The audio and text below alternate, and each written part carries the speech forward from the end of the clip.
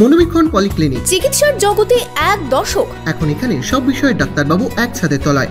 Phone করুন 7477799515 এই নম্বরে। হরিহরপাড়ার গজনীপুরে তৃণমূল কর্মী হত্যায় আরও দুজনকে গ্রেপ্তার করল পুলিশ। দুজনেই নওদা এলাকার বাসিন্দা বলে পুলিশ সূত্রে খবর। ধৃতদের 14 দিনের পুলিশি হেফাজতের আবেদন জানিয়ে বহরমপুরে জেলা আদালতে পাঠানো হয়। আপনার আনন্দে আমাদের উদযাপন, বিয়ে হোক বা পার্টি, বহরমপুরে এবার luxury banquet hall at golden retreat. জেলায় একমাত্র পিলারলেস ব্যাঙ্কোয়েট, আছে স্পা, সালন, ক্লাব মেম্বারশিপের সুযোগও। বহরমপুর শিল্প তালুকে গোল্ডেন রিট্রিট। হরিহরপাড়ার গজনীপুর এলাকায় তৃণমূল কর্মী খুনের ঘটনায় আরও দুজনকে গ্রেপ্তার করল পুলিশ। এই খুনের ঘটনায় এখনো পর্যন্ত 8 জনকে এই নিয়ে গ্রেপ্তার করেছে পুলিশ।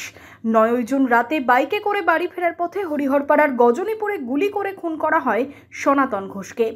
12 জনের নামে খুনের অভিযোগ দায়ের করা হয় হরিহরপাড়া থানায়। আগেই 6 জনকে গ্রেপ্তার করা হয়।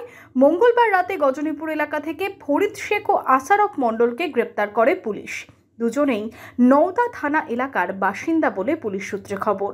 ধৃতদের 14 দিনের পুলিশি হেফাজতের আবেদন জানিয়ে বহরমপুর জেলা আদালতে পাঠানো হয়।